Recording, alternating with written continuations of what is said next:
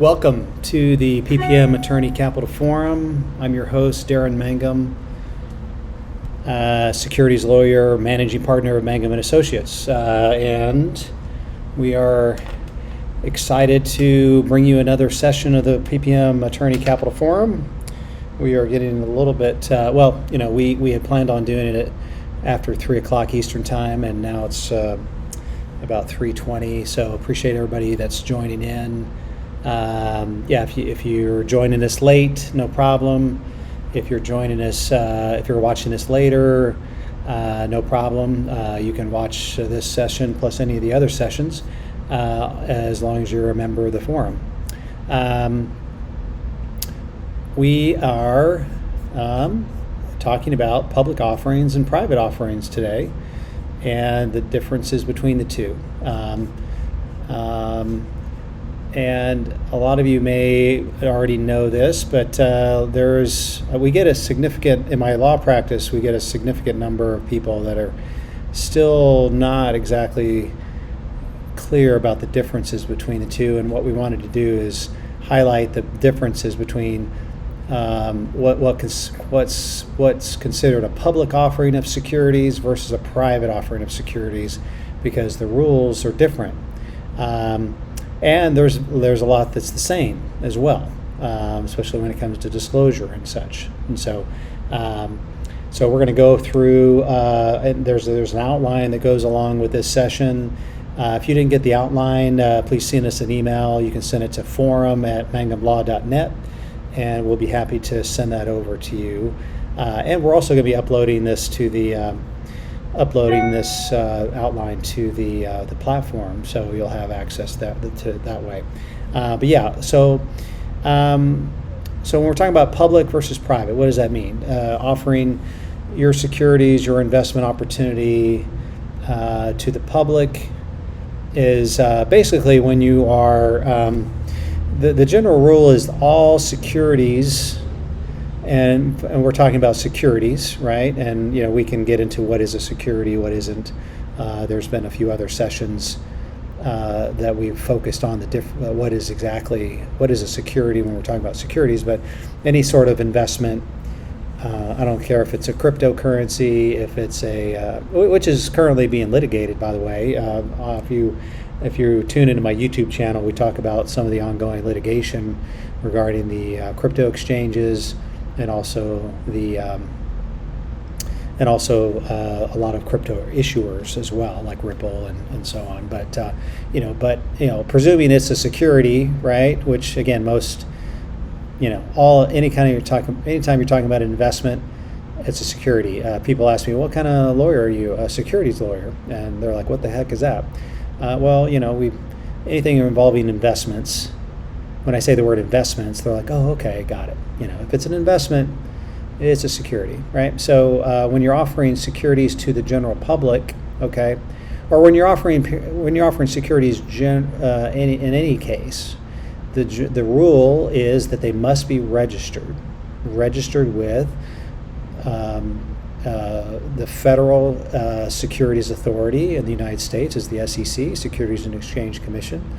And then also each state has their own securities regulator,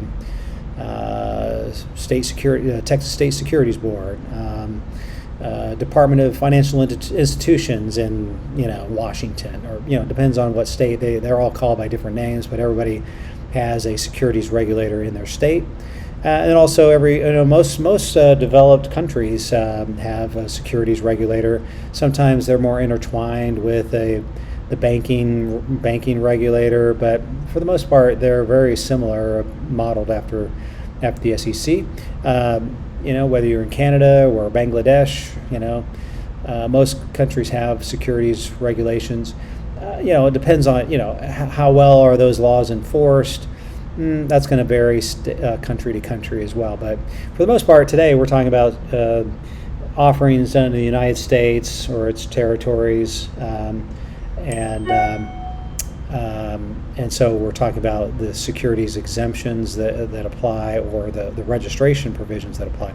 And so when we talk about you're offering securities to the public, that means anybody can buy them. Anybody could, Uncle Joe down the street, he wants to buy 100 shares of Microsoft. Now these are not we're not talking about the secondary market. Okay, there's a very big difference between a publicly listed security and an offering, right? An offering is where the company itself, let's say Microsoft, let's say SpaceX, whatever, they are offering an investment opportunity to the public to say, hey, you're welcome to buy our shares, right? And so what does it mean by registered, to be registered with the SEC? You can't do a public offering without being registered. Okay, so what does that mean? That means all of your information related to the offering is submitted to the SEC, or like in a state context, it's submitted to the securities regulators for review, and the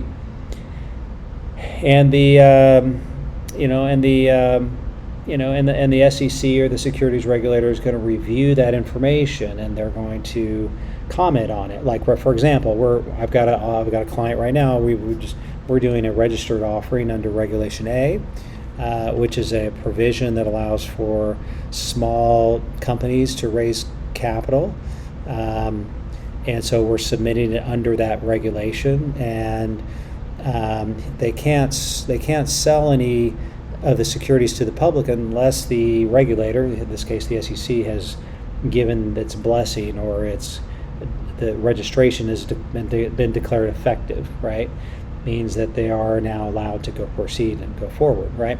The biggest problems with public offerings is they're very, very expensive and time consuming. It takes a long time to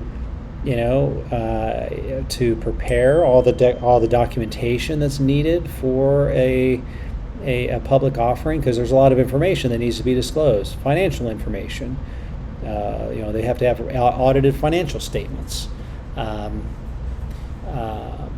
All the material information regarding what the use of proceeds are going to be for the company, who's running the show at the company, all the standard disclosure requirements that are required under the law is required to be submitted to the SEC for review, right?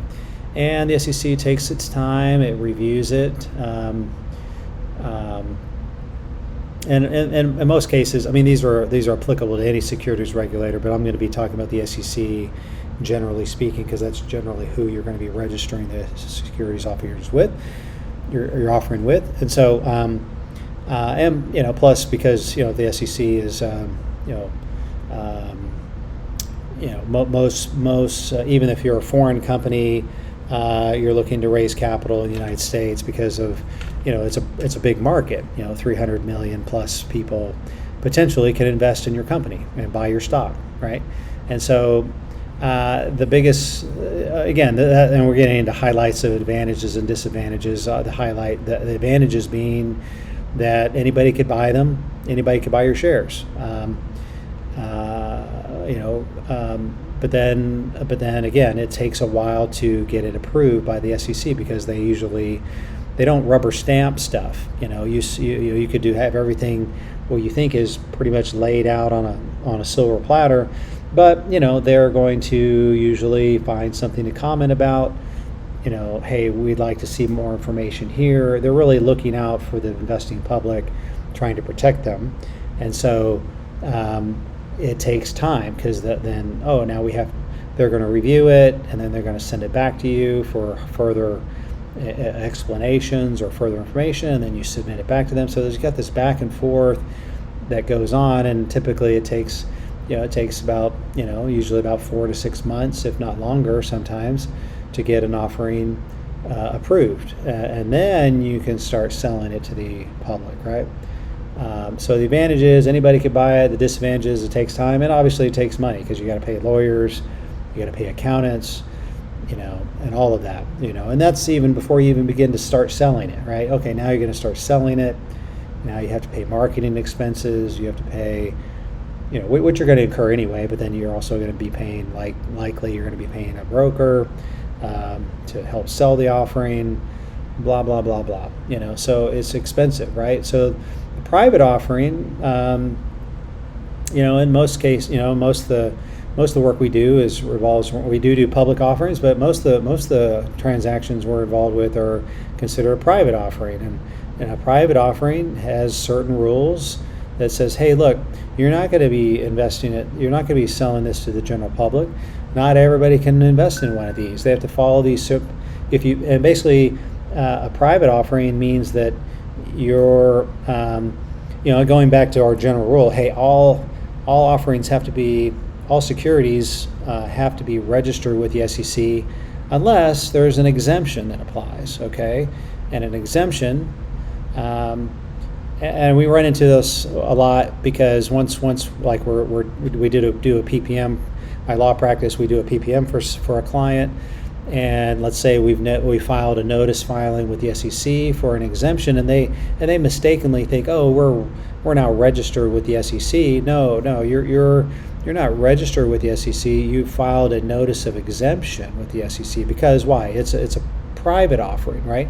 And so basically, the law has, both the law as laid out by Congress and the SEC has laid out specific rules under their rulemaking authority as to, hey, as long as you abide by these rules, you will be exempt from registration, meaning you don't have to go through this, like I described, back and forth with the SEC. And so, again, these exemptions, like we commonly refer to as we have on the outline here, Regulation D, Regulation Crowdfunding, these are what we call exemptions from registration. What are that means you're not offering it to the general public. It's usually a limited offering, a limited number of investors, or you're only targeting accredited investors, or if it's like under Regulation Crowdfunding, you're doing it in a certain way. If you do these rules, if you follow these guidelines, then we're not going to make you register with the SEC, because why? You're fitting under an exemption from registration, right? So private offerings fall under these exemptions, right? And what are the advantages? Well, number one is cost and time, right? I don't have to submit all my paperwork to the SEC. Not only, it takes time to prepare all the paperwork, but then I don't have to now submit it to the SEC for approval.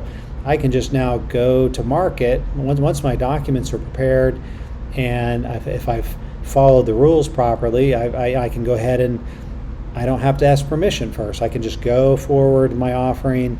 And, obviously I've got to follow the rules, making sure I'm staying within those guidelines of the exemption. But as long as I do that, I'm fine. Oftentimes they refer to this as a safe harbor exemption, and that's how you most offerings under Regulation D and Regulation Crowdfunding, they're able to quickly go to market at a very low cost and able to raise capital. Now, the big disadvantages is what? Maybe my Uncle Joe down the street, he can't invest in this offering because why? He may not be accredited. He may not fit the criteria for the offering. Now, the fact that he's a family member, maybe that might, he might be able to invest like at a friends and family round or something like that. But that's still a private offering exemption. You're not, just going to be able to invest that with anybody, right? My watch is going off here, and I got to silence that. Anyway, so that's the big difference between a public offering and private offering. As far as and again, the SEC still has oversight, regulatory oversight over private offerings. They don't just turn a blind eye to it and say, "Oh, you're a Regulation D. I'm not going to care." No, they in both cases, both a public offering and a private offering still have to provide full disclosure to the investors, right? That's just a given, right?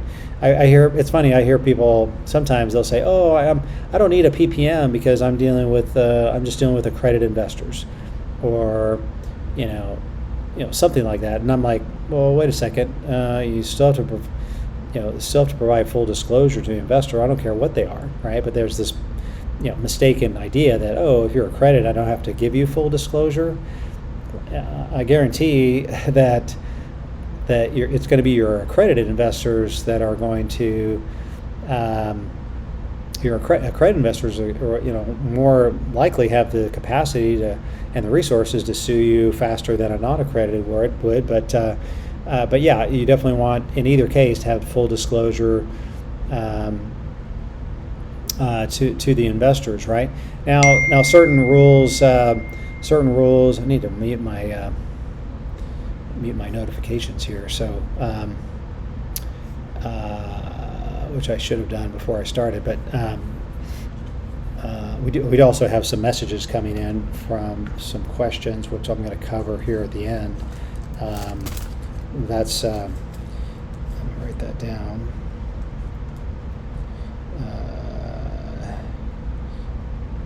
Okay, so I'm just making some notes here. So as far as the again, the as far as the regulatory landscape, the SEC still has jurisdiction to investigate whether it's a private offering or public offering, but as far as some of the regulatory requirements for a public offering versus a private offering include, in all cases, like a public offering, you're going to have audited financials, right? In a private offering, it's if you have audited financials, you definitely need to provide that. But if you don't have audited financials, then there are certain exceptions to the rule. It's exceptions to that. So, which again brings down the cost, right? I don't have to. If I'm doing a seed round, I don't necessarily have to go to the expense of getting audited financials, or if I'm doing a regulation crowdfunding under a certain amount, or if I'm doing an offering that provides correct financial information. In other words, the financial information is all materially correct. Then I don't have to go to that additional expense. I can still claim these exemptions and move forward to raising capital. So I'm able to move forward a lot more cost effectively under a private exemption. A private offering exemption than if I were trying to go public, right? Obviously, investors, like I mentioned before, investors, again, most private offerings are not going to be available to your non-accredited crowd, right? Again, unless it's under regulation crowdfunding, little mom and pop investor wants to put in $100 into XYZ startup, likely not going to be able to, right? They're going to have to wait till the public offering comes out, and even then, likely they're not going to be participate in that. They're going to be forced to wait until the secondary market opens up, and if there's a trading market that happens, and only then would they be able to participate, just because maybe their net worth isn't high enough or what have you. I mean, this is all done in the name of protecting the investors, right? Which, again, it depends on what your outlook is. If you think, investors should be able to invest in anything they want without government oversight, well, then, that's the way it used to be, right? It used to be that way before 1933, right, when the Securities Act was implemented. Before 1933, you could pretty much, anybody can invest in anything, right? And so there wasn't any sort of investor protections, right? It was just, free for all. And if you got scammed, you got scammed, right? And it's just no, nothing about it. So. But yeah, certainly depending on whether it's a public offering, private offering, is going to attract a different kind of investor, right?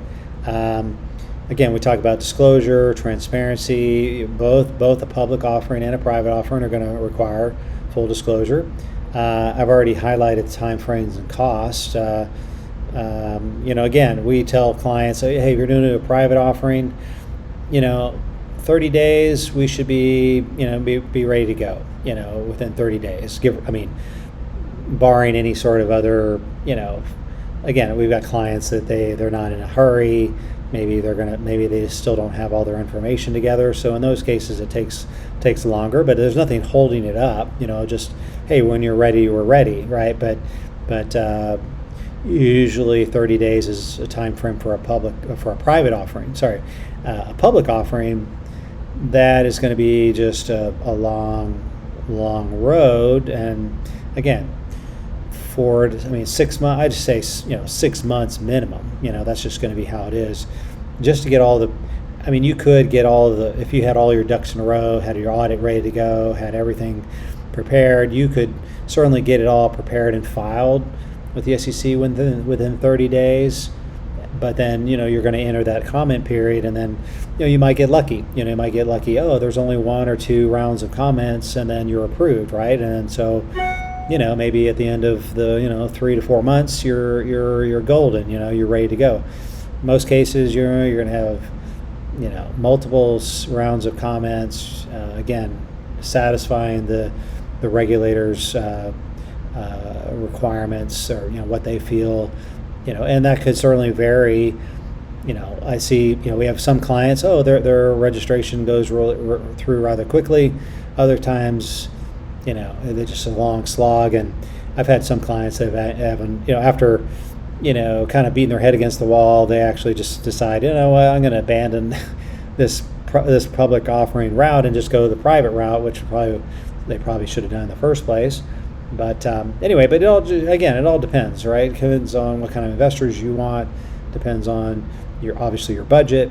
Depends on what kind of investors you're ultimately seeking, and where are you going to find them, right? Lastly, I'll talk about liquidity and exit strategies. Obviously, with the public offering, it does position the company in a way that they could then qualify for a listing on a major exchange, right? If they meet the listing requirements, right? Again, sometimes people have the mistaken presumption that, hey, I'm going to do a Regulation A offering, and immediately I'm going to go start trading on the stock exchange, New York Stock Exchange, right? That may or may not be true. That may or may not be possible. Because the listing requirements of the exchanges, that's independent of how you offered the investment to the investors, right? They have their own independent listing requirements. Then they say, hey, to list your now registered securities, because you've registered your offering. You did a registered offering. Okay, now if you want to list those registered shares on our exchange, you have to meet certain criteria, like a share price, $3 a share. It has to be at least $3 a share, or you have to have at least 400 shareholders of record, to list, right? Now, what if you don't have that? What if we only brought in 100 investors in our offering? Well, you certainly could. You could still list on over-the-counter bulletin board type stock, over-the-counter OTCBB. You could list on one of those listing boards. Doesn't have the liquidity, because you don't have a market maker. You don't have a lot of the advantages of like a major stock exchange, right? People think, if I've done a Regulation A and I go list on the OTC bulletin board, now I'm going to be able to provide liquidity for my investors, and they could sell anytime they want. They could exit.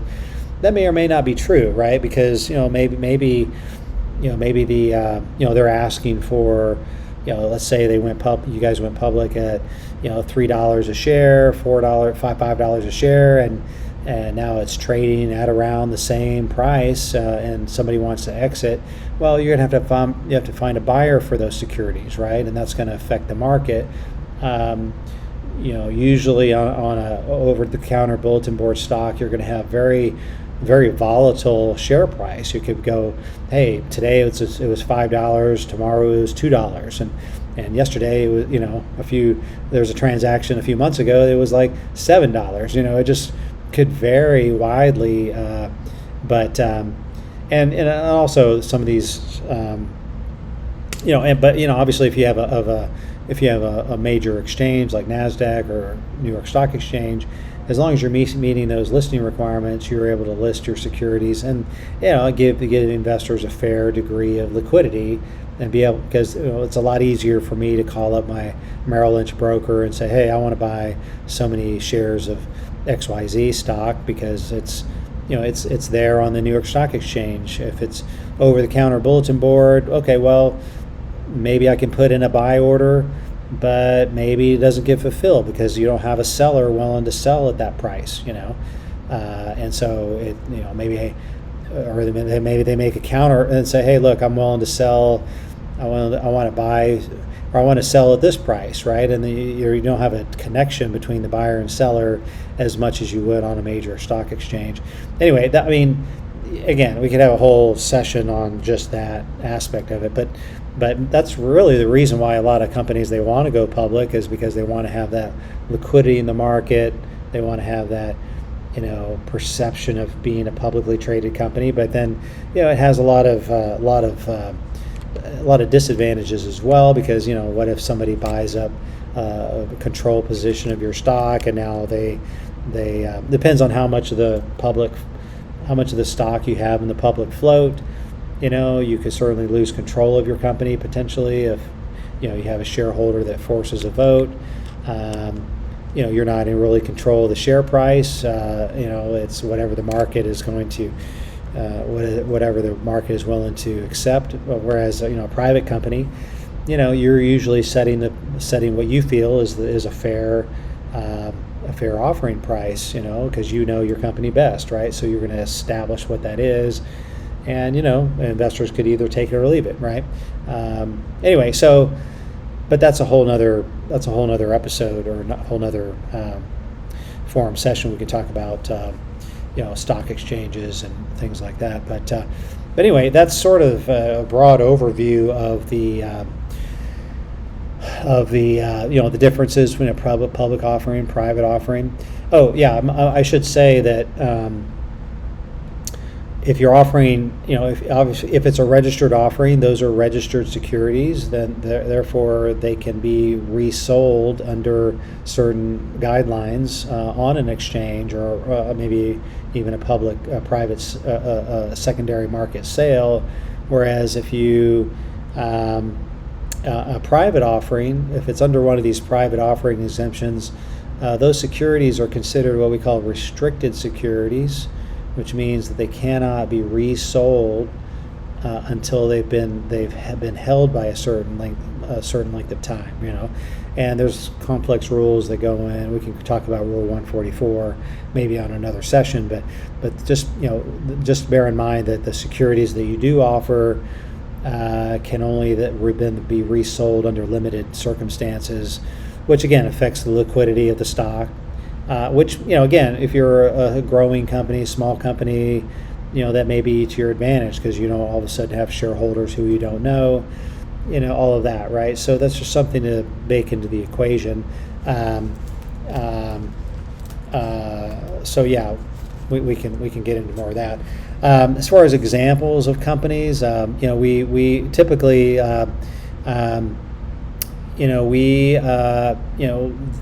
for the most part, we've had like a unique, like some real estate offerings, which they could have raised company in the private through a private offering, and in some cases they do. In some cases they'll do a number of private offerings to get investor interest, to get a track record and all that, and then they'll turn to the public equity markets to do a public offering, right?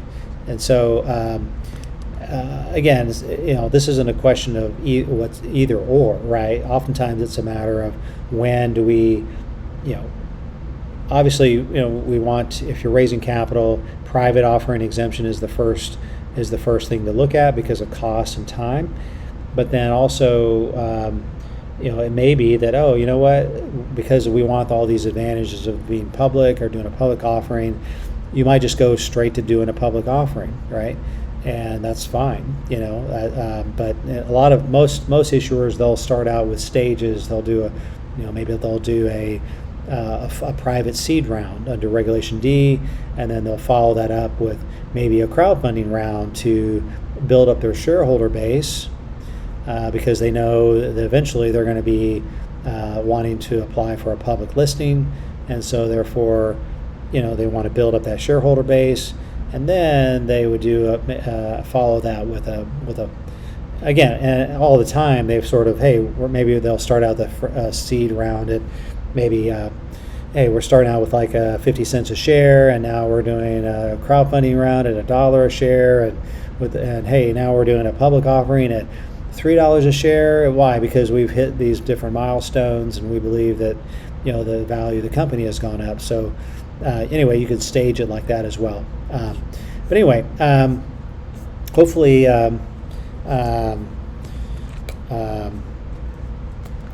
Hopefully that's helpful. I'm going to address a few questions here. Peter says, we filed a Form D with the SEC. Does that mean I'm registered? The answer is no, you're not registered with the SEC. Just because you file a Form D doesn't mean you're registered. But what it does mean is that you have filed what we call a notice of exemption, right? Again, we talk about the difference between exemptions and registration. You're not registered with the SEC, but you filed a notice of exemption. Now, just because the SEC accepts your notice of exemption filing doesn't mean they agree with you. Like, oh yeah, you have in fact followed all the rules, because they haven't really done anything more than just accept your filing. That's all that they've done. They haven't really investigated the deal, determined whether or not you are actually in compliance. And that's why it's important to have a securities lawyer on your team that knows the rules, that have been around the block, and they can advise you, saying, yeah, I think you're compliant, or no, I think there's some things we need to fix here as far on the compliance side. So anyway. Naomi is asking, if I'm buying a stock in a private offering, can I resell it? Okay, well, we just addressed that. No, I mean, you can't immediately resell it, Naomi. You have to hold on to the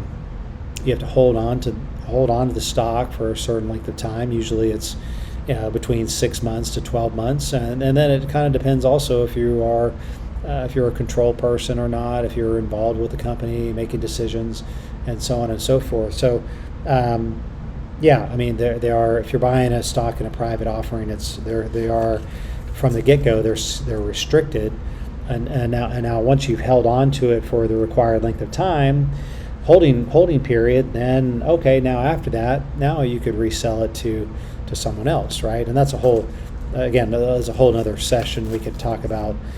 Buying and selling securities in the secondary market, which we'll probably do. I don't have the agenda for the rest of the year in front of me, but I think we are going to address that in the future. So definitely stay tuned. And yeah, if this information is helpful to anyone, please let them know about it. And we'd love to have them be a member of the forum as well. We appreciate everybody being a member of the forum. And again, if there's, we were going to introduce Capital Source to where we're introducing equity. Equity market, not equity. Got that flipped around. Marquee equity.